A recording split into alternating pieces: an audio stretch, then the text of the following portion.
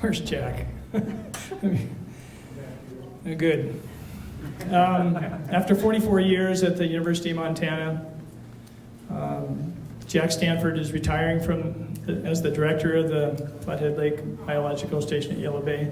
This is his last opportunity to do State of the Lake for us in his official capacity, but we hope that in years to come, he'll come back to our annual meeting and grace us with his knowledge. Jack Stanford, please.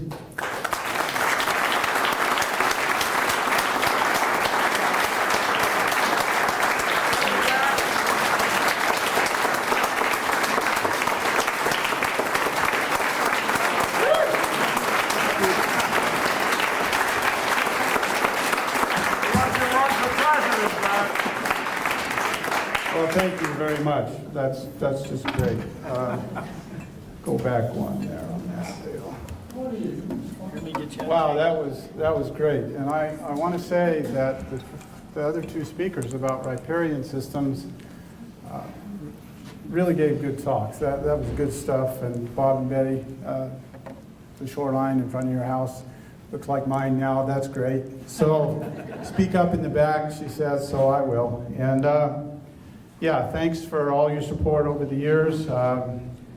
The biostation is in good shape. I'm going to give you a rundown of the long-term database that we've developed there and what it means to Flathead Lake, and a few comments about the future and who's going to be there. I do want to start, though, by introducing Bonnie, my wife and colleague for years. You all know her.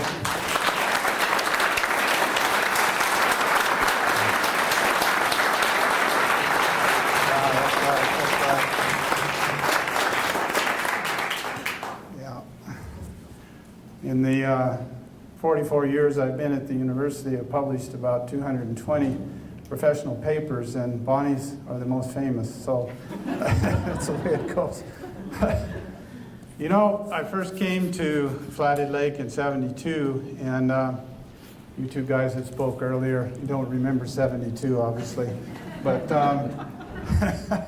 that's the way it goes when you get a little bit older, huh? You have a longer time frame to put context to. And the thing that stunned me when I drove up the east shore all those years ago was the clarity of the water in the lake. And it still stuns me. I was out there just today looking at it again and going, man, the water is really clear in this lake. And that's the key thing. That's what makes it such a special place, absolutely. So let me run through some things with you, long-term data and so on. You know, ask questions along the way. I'll try to elaborate if I get a little bit off. But here's Bonnie some years ago. I've shown you this before. This is a big bloom right on the shore of Yellow Bay. It's on the lake side of the bay there, on the outside and the main lake side. And this is an anomaly. We don't see this very often, but here's a place where there's groundwater coming in that has some nutrients in it that are really stimulating the algae right near the shoreline. You can see the clear water off over here to the right side of the screen. But this is why I always say that this lake is sort of on the edge. If you give it some nutrients, it's going to go on you. That's absolutely the truth. So all these years of study and so on, keep that one in mind. And your worrisome elements are nitrogen and phosphorus. And I'm going to show you in a minute that it's particularly phosphorus, as the young fellow said earlier on, that we need to worry about here, because nitrogen loading is increasing and phosphorus loading is slightly decreasing, so the algae need phosphorus. If you give them phosphorus, it's going to get green out there. Now, our primary measurement for assessing water quality is the ability of the water to grow that algae, and we measure it with this procedure where we essentially quantify the rate of photosynthesis in the water. This tells us exactly how much productivity is coming from the bottom of the food chain, the green stuff in the lake, and there's the long-term database. 2 or 3 things interesting in there, right? The first is that in the early years it was a lot lower than it is now. So when the fellow said that the lake is impaired, that's in part why we say that. The primary production numbers jumped up 30% during 86 and 87. And we know now that's not because of nutrient loading, but because of the food web change that occurred as a consequence of the introduction of the mysid shrimp. I'm going to talk more about that later. The other interesting thing is the oscillation in the data since 86. And that's complicated, but it does relate to the intensity of runoff. In general, wetter years, more primary production; drier years, less primary production.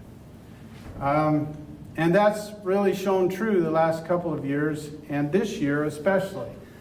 The water column in the lake is incredibly clear this summer. Do you agree with that?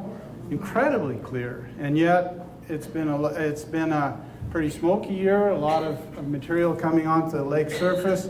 So that's going to occur again probably in 15 there.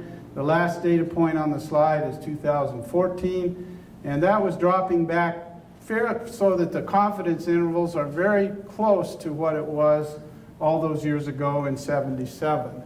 So two things from this. One, food web change was the big thing that happened during my career and Bonnie's career here working on the lake.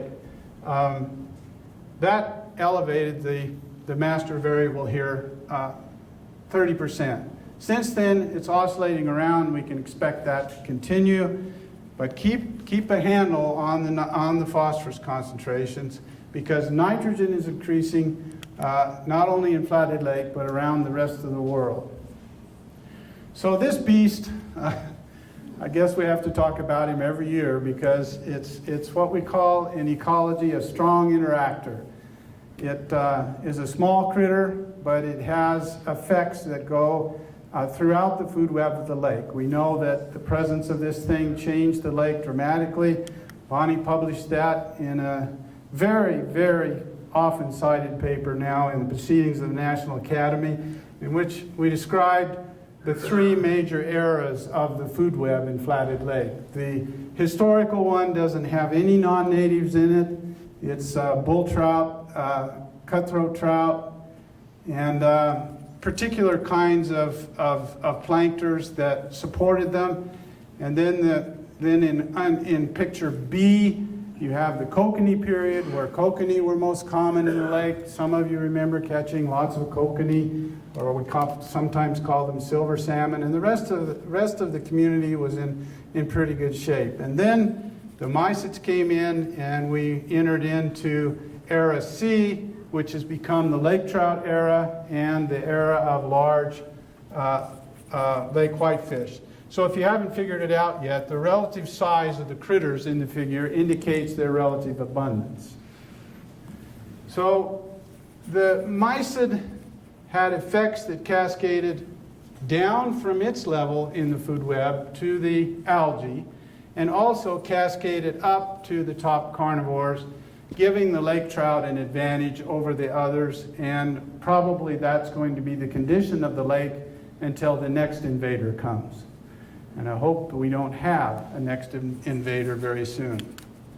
This is the long-term record that I've shown every year, and I think maybe I've been doing this presentation about 30 times now, so this figure is getting kind of old to some of you that come every year, but we add a few points onto it each year, and it just tells the story of the kokanee collapse, the lake trout increasing. The purple line is the mysid shrimp. I'm going to show you another figure in just a second that we generated just recently.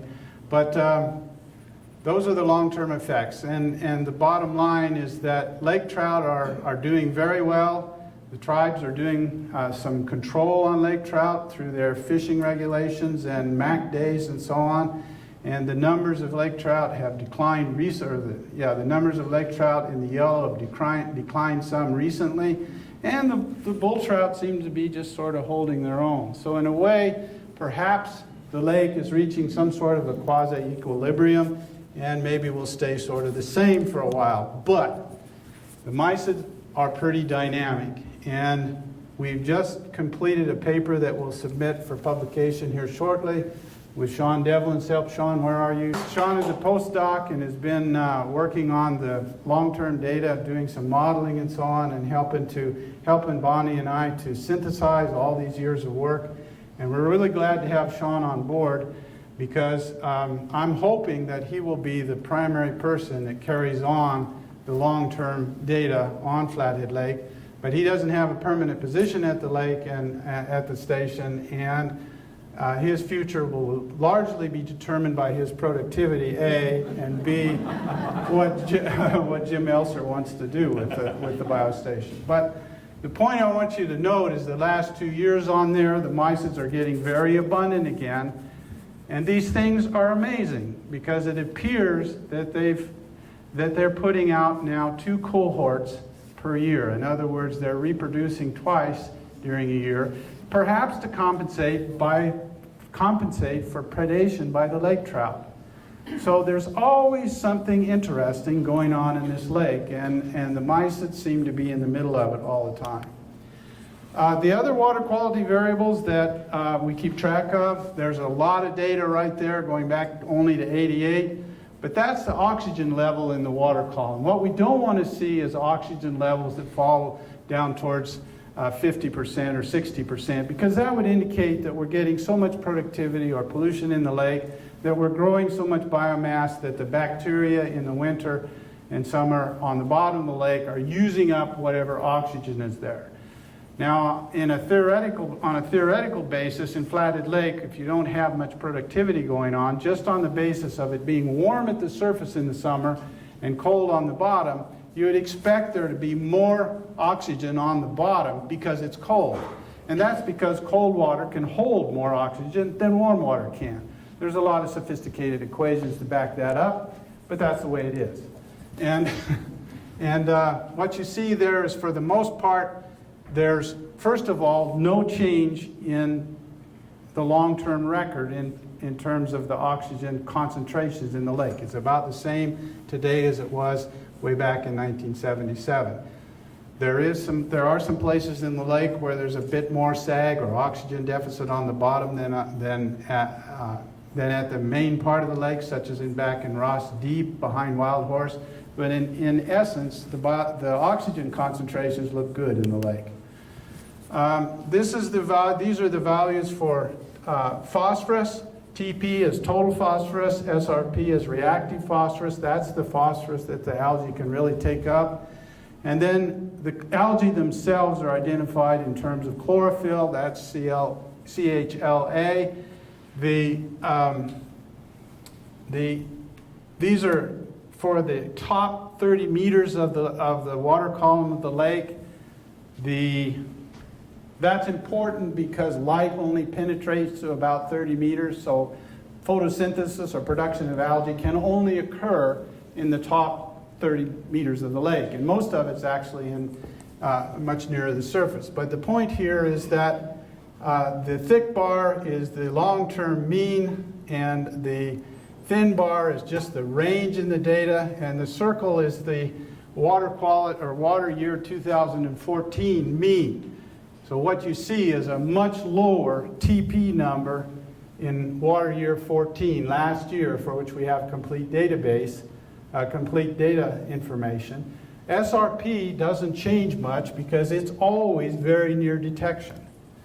Very near detection. So the algae are constantly using up that available phosphorus, and that's why the reactive part is always near the detection limit. The chlorophyll is hovering right around where it's always been at 1 microgram per liter. That's why the water column is so clear. If it was 4 micrograms per liter, you wouldn't be able to see nearly as far through the water column as we can here. So phosphorus is declining.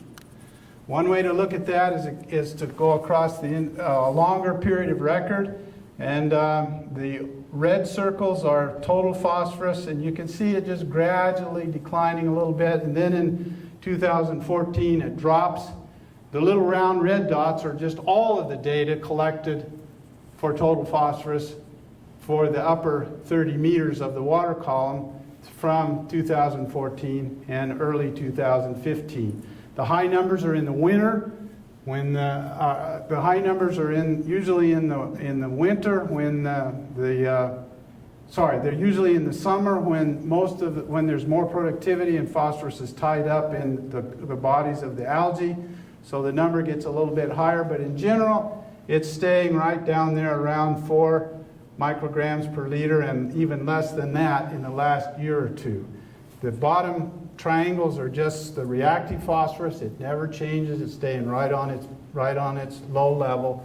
So the story in Flathead Lake is very much about phosphorus because nitrogen is constantly increasing. However, the data that presented in the same way show that the data this year are right on the long-term mean for both total phosphorus, that's total particulate nitrogen. Sorry, I said phosphorus, I meant total particulate nitrogen, TPN. Nitrate is right there at about 40 micrograms per liter, and ammonium, we rarely see measurable ammonium in the lake. And this figure I've shown over and over to you, but it shows how in the summertime the nitrogen is completely removed from the water column of the lake. That's at 5 meter level there in the yellow. You can see that the values come down to near zero in the summertime, and the squares are the top 30 meter values. And when it's being depleted in the lighted zone of the lake, it's accumulating in the bottom of the lake. That's because the bodies of the algae are falling down into the deep dark layers, or in some cases there are bodies falling down in the deep dark layers. And they don't come up because they're decomposed there. It's too cold. So nitrogen builds up on the bottom and in the summertime. And then when the lake turns over, you know what I mean by turnover? When the water temperatures get equal, then it can circulate to the bottom, and that's when the blue and the yellow converges. That's recirculation of that nitrogen off the bottom. It recirculates some phosphorus too, and that provides the basis for the productivity in the next growing season. So much of the nutrient that's used, the nitrogen that's used by algae in the lake, is regenerated by turnover every year. This is a really important diagram, and you can see that it's occurring every year. Bonnie just published a paper that synthesized all this that shows that our nitrogen loading is gradually increasing. The nitrogen concentrations and the numbers, the amount of nitrogen coming in is gradually increasing, as it is in all big lakes around the world, as a consequence of global air pollution, smoke, automobiles. All of that puts nitrogen in the air, and it's coming out in our lakes. And as a consequence, our lakes are becoming net exporters of nitrogen and net retention devices for phosphorus. So there's again that area where in the summer, the entire water column is depleted of nitrogen. So you see what I'm saying? Nitrogen, really low, but still abundant relative to phosphorus. And the bottom line is, if you want the lake to stay clear and clean, you keep those things out. Use riparian buffers, make sure the sewage treatment plants are working well, watch for non-points from all sources, including the atmosphere. Periphyton, the ring around the lake, the stuff that grows on the shoreline, we've been monitoring that for a fairly long time period now at the Bird Islands down in the lower part of the lake, and there really is no trend in those data either. It's important to note that the amounts of green on the bottom is about the same as it was some years ago. There's some dynamics in it for one of the sites. In your yard, it might be different, particularly if you have some sort of pollution source near your yard. It's going to be green like my first slide. These sites are on the islands out there where there's no possibility of any kind of shoreline pollution. Follow me on all that? Okay. No? Come on, Rich. I've been teaching you this stuff now for how long? It's only been 20 years. Only Jack. 20 You expect me to learn that? Yes. All right, here's how it sums up. These are the targets that, well, DNRC, DEQ established these, but they were based on our recommendations. And this is how the DNR, or the Water Quality Bureau wants to take that listing of Flathead Lake away. In other words, get Flathead Lake off the impaired designation. And these are the targets. The idea is that if these targets are met, the lake can be removed from the impaired list. Actually, this lake is extremely clean relative to most lakes, so this is in a way sort of a funny exercise. But these are the targets nonetheless, and we have to keep them in mind as we consider the long-term data set. The only two that are out of compliance really is primary production and total nitrogen. Total nitrogen is not going to change. If you want to bring down the primary production number, then just limit it more in phosphorus. I don't know if that can be done. The Water Quality Bureau is working with Sean right now on modeling to try to better understand the relationships between different sources of nutrients in the basin and how it relates to these TMDL targets. Any questions on this? Do you understand how your lake is evaluated by the regulators? Okay. Just remember that primary production is an important variable. The DEQ would like to do away with this as a variable because it's hard to measure. There's a tremendous amount of time that goes into getting these numbers. The boat goes out with a full crew 12 to 17 times a year, usually closer to 17 than 12, summer and winter, and makes the measurements. All we've done here is create means and ranges, means and standard deviations, so you can see what it looks like. But a lot of numbers go, and a lot of time and effort go into generating a database like this one. There's a similar database like this for Lake Tahoe, maybe a little bit longer. But this one and Lake Tahoe are the longest records for continuous measurements of water quality using this variable anywhere in the world. We're actually slightly cleaner, slightly lower numbers than Lake Tahoe. The reason is because our lake can flush. You can pull the trigger on Flathead Lake because of runoff each year. We have 22,000 square kilometers upstream, and the turnover time is about 4 years. In Tahoe, it's about 400 years. It's a crater lake. It doesn't have a flush. So Tahoe is a little bit behind us now. It's important to keep our devices out there and our measurements ongoing. The weather stations and the buoy. The buoy's been on shoreline for a while because of problems with it and maintenance that's required and funding to get it back out there. We have the funding to put it back out, so you'll see these buoys back out in the lake here shortly. I've forgotten where we are with that, but in the next month or so, back out again. The weather stations never quit running. There are about 10 of them around the lake. A lot of the predictions that you hear on the TV for the wind conditions and storm conditions on Flathead Lake are coming from our weather stations. So we're working with NOAA on sharing those data.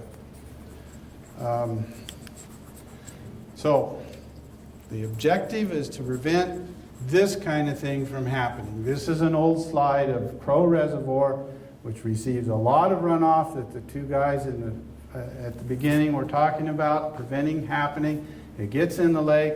It can stimulate a blue-green algae bloom like this. This is absolutely toxic. It will kill a cow that drinks that water right in its tracks. So we have some places in the basin that are not that nice looking, but we take a lesson from that in terms of Flathead Lake. If you don't keep the nutrients out and work hard at it, it won't ever look like that, but that's the end of the scale. Exotics, we already talked about that. Greg, you covered things pretty well. We're really worried about keeping out some new critter particularly these. If these get into Flathead Lake the way they're in Lake Michigan, again, you'll see the lake change dramatically. So the state and the Lakers and the biostation and other people working together to try to detect these things before they take off will be very, very important in the coming years. Fortunately, we've got technology now using DNA analysis. We can actually take a water sample, extract the DNA from that water sample, and determine whether these things are in the water or not. I mean, I'm wow too, because I started writing my first papers with a yellow pad and a pencil. So the tools that we have to help us maintain the lake the way that we want it are available and are implemented at the biological station. So if we can just keep the funding coming in to allow the measurements to be made, I think we'll know what's going on. This is the flowering rush. Oops. This is the flowering rush that's in East Bay and South Bay.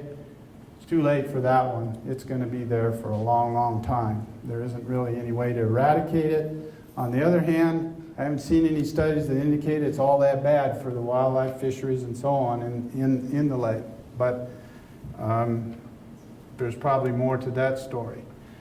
Fortunately, we're not going to have this happen because of what Greg said.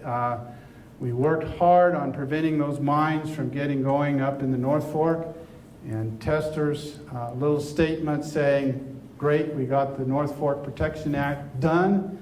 At least this isn't ever going to happen to Flathead Lake. This is the Mount Polly tailings pond spill in British Columbia, just north of us, where millions of cubic meters of mine waste blew out and went downstream into Quesnel Lake, the largest, cleanest fjord lake, inland fjord lake on the planet.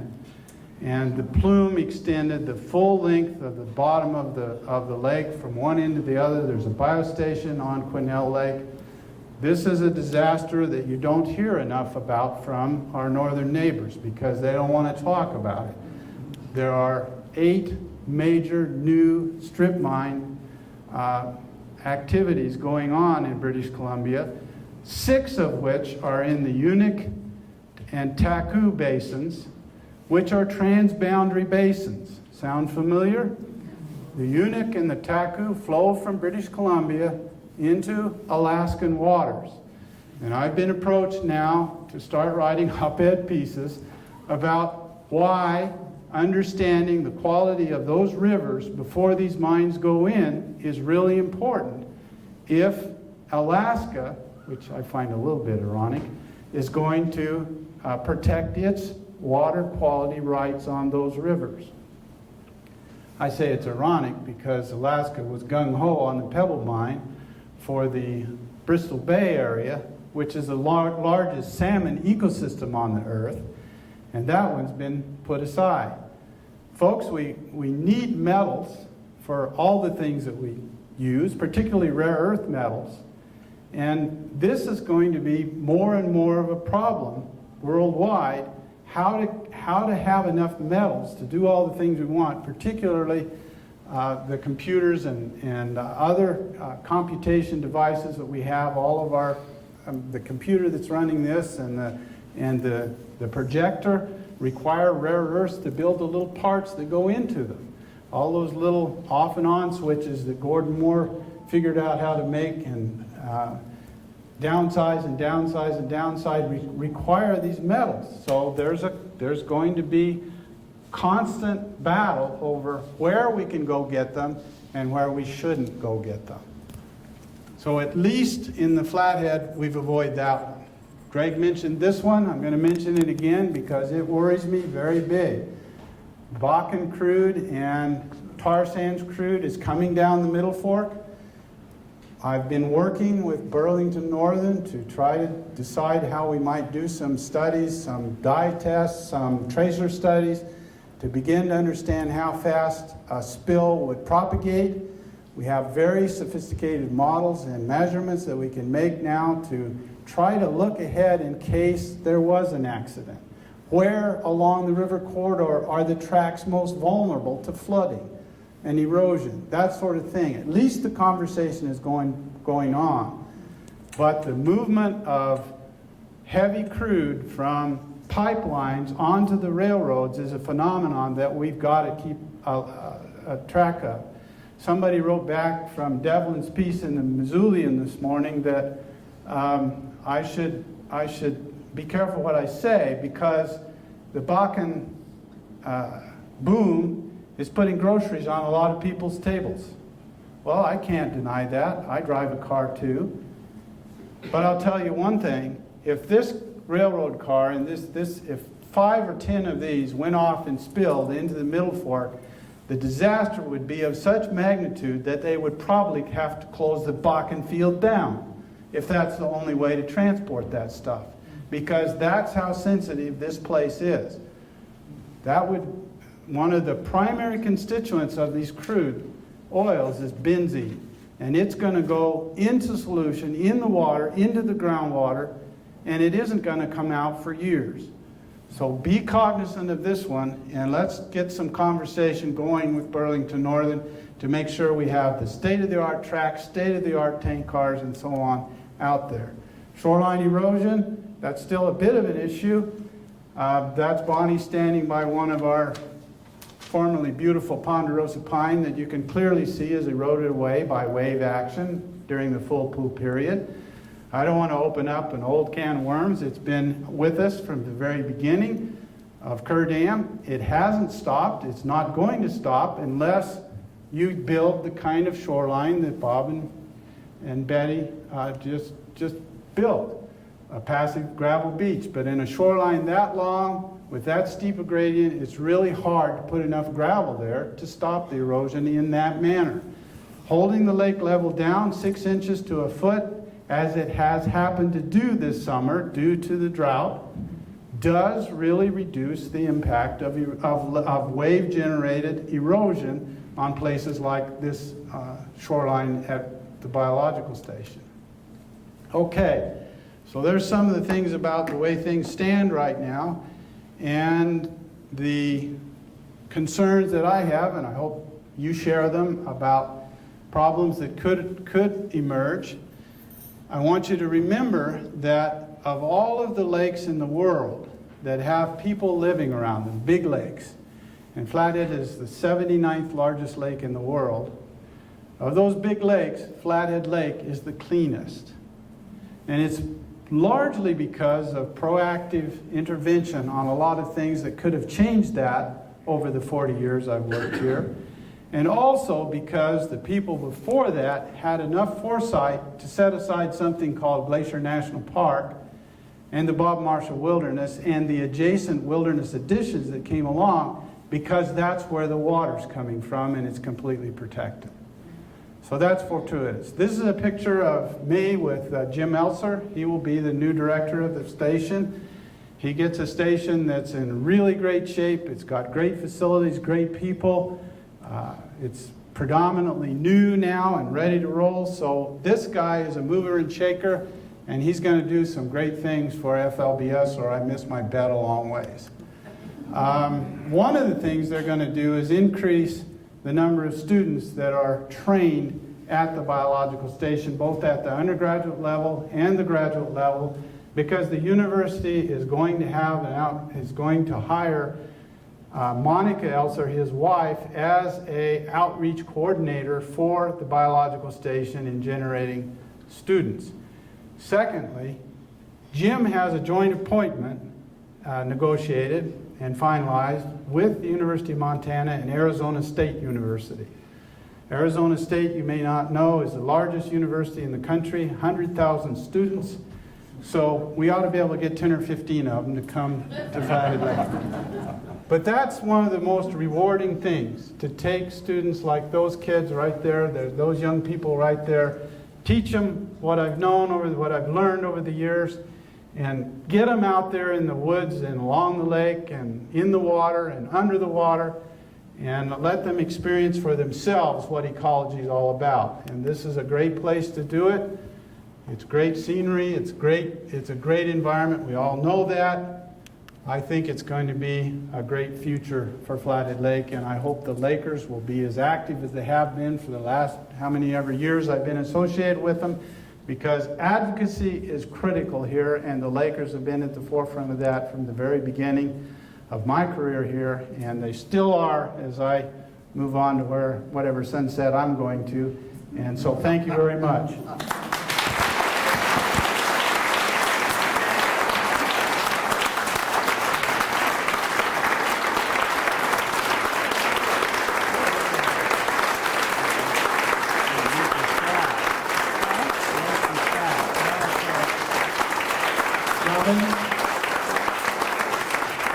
Have you got, I think, first of all, I think Bonnie Ellis should come up here, please.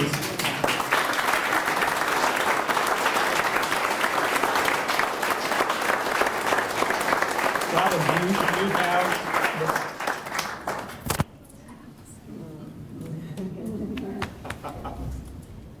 the Flathead Lake Biological Station, and these two people in particular, are the default for folks like me. I know a little bit about water. I know I enjoy it. But when people contact me with a question that's above my pay grade, there's just one phone call to make. And hopefully they're on this continent, which doesn't happen all the time. But the biological station will continue to be a great resource for the Flathead Lakers, and it should be a great resource for all you people. You should never hesitate to call the biostation. Tom Bansack is here tonight, Sean Devlin. There's an amazing amount of knowledge over there, and they're very easy to get to. Right on. Yes. So, there are two things. We're going to make Jack Stanford and Bonnie Ellis lifetime members of the Flathead Lakers. Oh, great.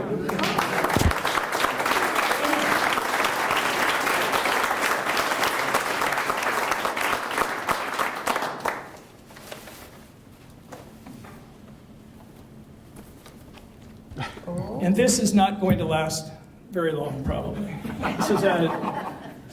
Jack's a Scotch drinker. Jack Daniels? This is Talisker from the Isle of Skye. There's other things I have to teach you. So I hope you enjoy it. Thank you very much. Appreciate it. Thank you all. Thank you all. How are everyone having a drink? If you're doing all right, it's still running outside.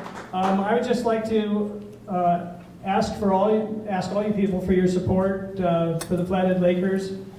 There are some big challenges coming up, and we can always use your support and the support of your neighbors and friends. It's astonishing to me as we, in the last 4 months with Aaron Clausen's help, have developed a list of property owners around the lake that are not members.